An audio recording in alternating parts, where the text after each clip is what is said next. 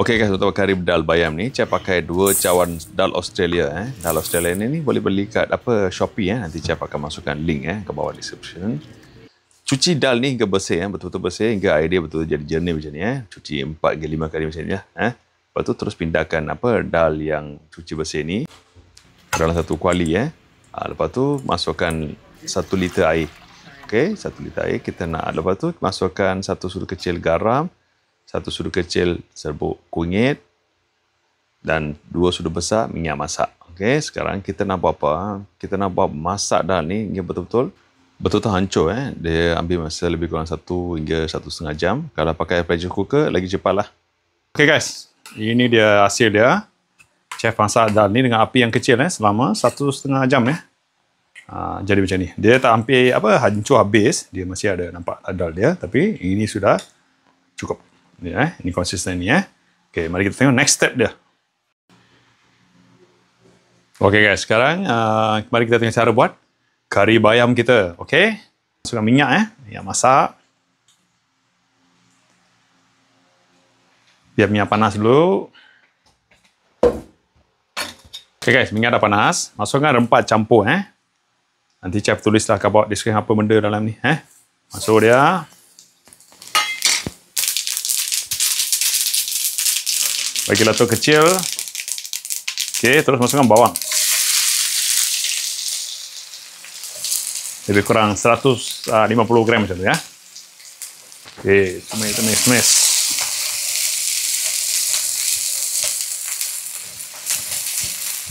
Masukkan koruple, daun kari. Okey, bagi tumis hingga wangi.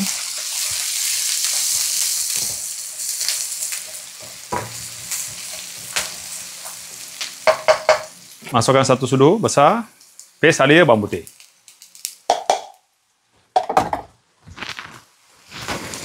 Bagi tumis guys.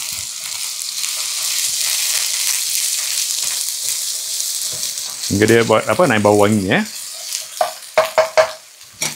Cili hijau. Tomato. Macam setengah biji lah setengah biji tomato. Okey, bagi dia orang bergaul mesra.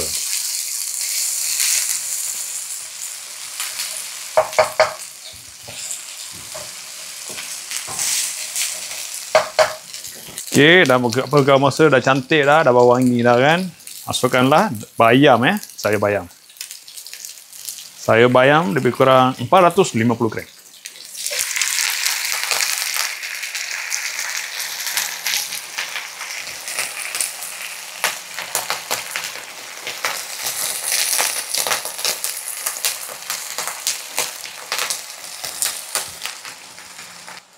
Okey, kita nak kasih masak bayam ni hingga dia betul-betul kecut Nampak macam banyak kan. Lepas dia masak kau tengok. 70% bayam ni adalah air. Biar dia jadi kecut sikit. Biar dia. Nampak macam banyak kan? Sekejap Tengok.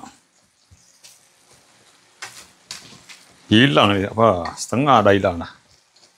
Okey, sekarang kita nak buat apa? Kita masukkan dal Dal yang kita masak tadi kan? Masuk semua.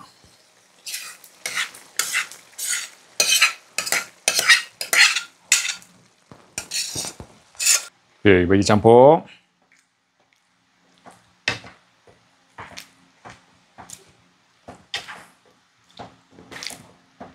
Ada setengah orang suka dia lepas masak kari bayam ni, dia orang suka blend tau.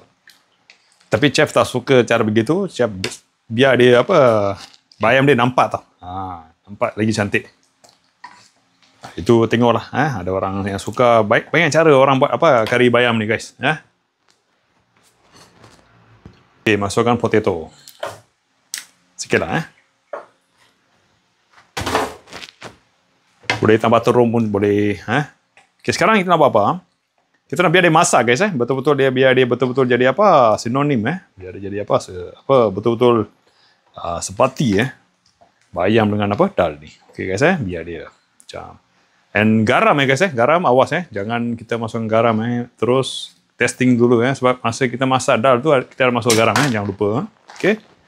Okay, chef nak biarkan dia masak selama 20 minit guys Api medium.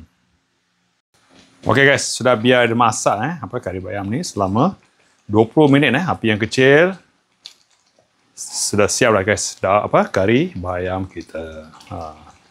Very healthy guys. Berkhasiat.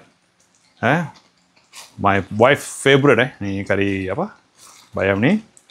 Tolong cuba and tolong komen lah guys macam mana dia turn out to be. And jumpa lagi dalam video lain. Terima kasih guys. Take care.